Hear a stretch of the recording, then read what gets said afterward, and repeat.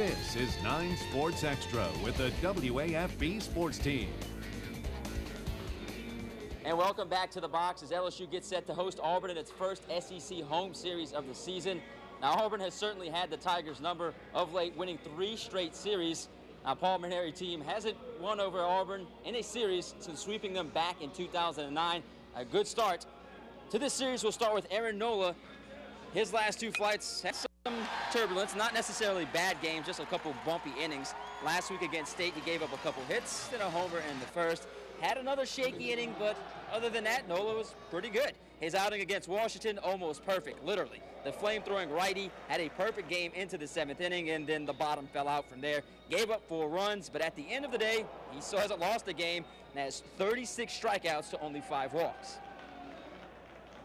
If my biggest concern is Aaron Nola, then I'm in really good shape because, you know, Aaron is not a kid that I worry about. I think he's going to pitch a really good game for us. Forgetting about your runs that you give up early in the game is huge because, you know, our guys are going to go out and, you know, make all the plays behind me and give me run support.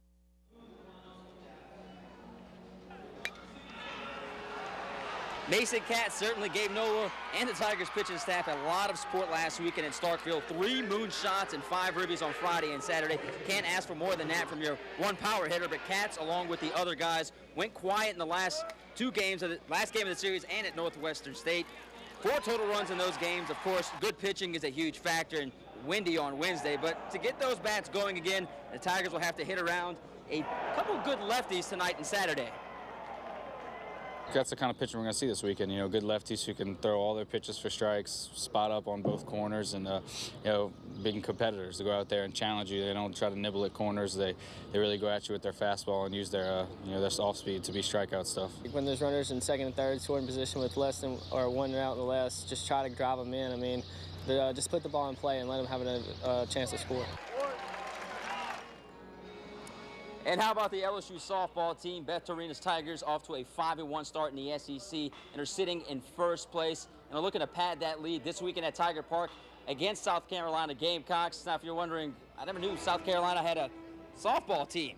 A little history lesson for you. They were the first school in the SEC with a team, and they've been to the College World Series. Kind of been down of late. New coaching staff. The Gamecocks haven't won an SEC game this year, but played reigning champs Alabama close in all 3 games last weekend.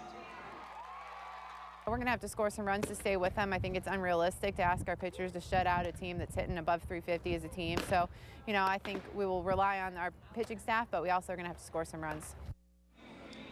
And it's a 6 o'clock first pitch for the softball game. Of course, 7 o'clock first pitch here. And the weather is holding up right now, Steve.